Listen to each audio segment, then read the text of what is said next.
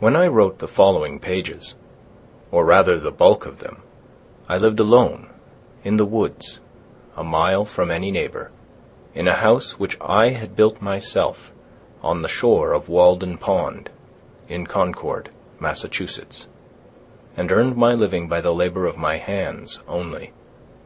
I lived there 2 years and 2 months. At present, I am a sojourner in civilized life again. I should not obtrude my affairs so much on the notice of my readers, if very particular inquiries had not been made by my townsmen concerning my mode of life, which some would call impertinent, though they do not appear to me at all impertinent, but, considering the circumstances, very natural and pertinent. Some have asked what I got to eat, if I did not feel lonesome, if I was not afraid, and the like. Others have been curious to learn what portion of my income I devoted to charitable purposes, and some, who have large families, how many poor children I maintained. I will therefore ask those of my readers who feel no particular interest in me to pardon me if I undertake to answer some of these questions in this book. In most books, the I, or first person, is omitted. In this it will be retained. That, in respect to egotism, is the main difference. We commonly do not remember that it is, after all, always the first person that is speaking. I should not talk so much about myself if there were anybody else whom I knew as well.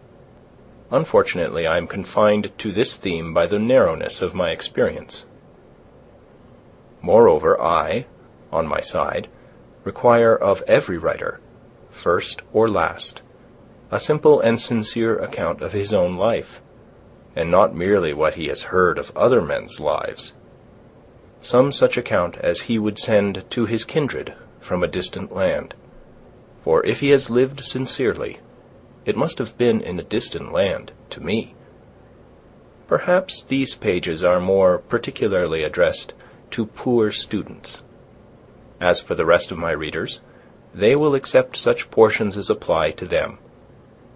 I trust that none will stretch the seams in putting on the coat, for it may do good service to him whom it fits. I would fain say something, not so much concerning the Chinese and Sandwich Islanders as you who read these pages, who are said to live in New England, something about your condition, especially your outward condition or circumstances in this world, in this town, what it is, whether it is necessary that it be as bad as it is, whether it cannot be improved as well as not. I have traveled a good deal in Concord, and everywhere, in shops and offices and fields, the inhabitants have appeared to me to be doing penance in 1,000 remarkable ways. What I have heard of Brahmins, sitting exposed to 4 fires and looking in the face of the sun, or hanging suspended with their heads downward over flames, or looking at the heavens over their shoulders, until it becomes impossible for them to resume their natural position, while from the twist of the neck nothing but liquids can pass into their stomach, or dwelling, chained for life at the foot of a tree, or measuring with their bodies like caterpillars the breadth of vast empires, or standing on one leg on the top of pillars. Even these forms of conscious penance are hardly more incredible and astonishing than the scenes which I daily witness. The 12 labors of Hercules were trifling in comparison with those which my neighbors have undertaken, for they were only 12, and had an end. But I could never see that these men slew or captured any monster, or finished any labor. They had no friend Iolaus to burn with a hot iron the root of the Hydra's head, but as soon as one head is crushed, 2 spring up. I see young men, my townsmen, whose misfortune it is to have inherited farms, houses, barns, cattle, and farming tools, for these are more easily acquired than got rid of. Better if they had been born in the open pasture and suckled by a wolf, that they might have seen with clearer eyes what field they were called to labor in. Who made them serfs of the soil? Why should they eat their 60 acres, when man is condemned to eat only his peck of dirt? Why should they begin digging their graves as soon as they are born? They have got to live a man's life, pushing all these things before them, and get on as well as they can. How many a poor, immortal soul have I met well nigh crushed and smothered under its load, creeping down the road of life, pushing before it a barn 75 feet by 40, its Augean stables never cleansed, and 100 acres of land, tillage, mowing, pasture, and woodlot. The portionless, who struggle with no such unnecessary inherited encumbrances, find it labor enough to subdue and cultivate a few cubic feet of flesh. But men labor under a mistake. The better part of the man is soon plowed into the soil for compost.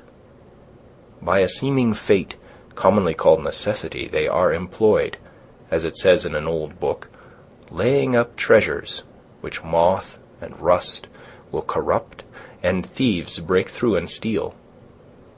It is a fool's life, as they will find when they get to the end of it, if not before. It is said that Deucalion and Pyrrha created men by throwing stones over their heads behind them. Inde genus durum sumus experiensque laborum, e documenta damus quasimus origine nati. Or, as Raleigh rhymes it in his sonorous way, from thence our kind hard-hearted is, enduring pain and care, approving that our bodies of a stony nature are. So much for a blind obedience to a blundering oracle, throwing the stones over their heads behind them, and not seeing where they fell.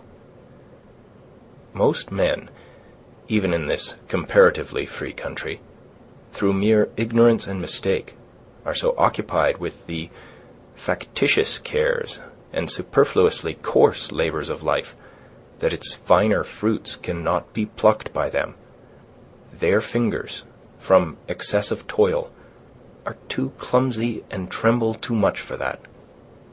Actually, the laboring man has not leisure for a true integrity day by day. He cannot afford to sustain the manliest relations to men. His labor would be depreciated in the market. He has no time to be anything but a machine. How can he remember well his ignorance, which his growth requires, who has so often to use his knowledge? We should feed and clothe him gratuitously sometimes, and recruit him with our cordials, before we judge of him. The finest qualities of our nature, like the bloom on fruits, can be preserved only by the most delicate handling. Yet we do not treat ourselves, nor one another, thus tenderly. Some of you, we all know, are poor, find it hard to live, are sometimes, as it were, gasping for breath. I have no doubt that some of you who read this book are unable to pay for all the dinners which you have actually eaten, or for the coats and shoes which are fast wearing or already worn out, and have come to this page to spend borrowed or stolen time, robbing your creditors of an hour. It is very evident what mean and sneaking lives many of you live, for my sight has been whetted by experience. Always on the limits, trying to get into business, trying to get out of debt, a very ancient slough, called by the Latins aes alienum, another's brass, for some of their coins were made of brass, still living and dying and buried by this other's brass, always promising to pay tomorrow, and dying today, insolvent, seeking to curry favor, to get custom, by how many modes, only not state prison offenses, lying, flattering, voting, contracting yourself into a nutshell of civility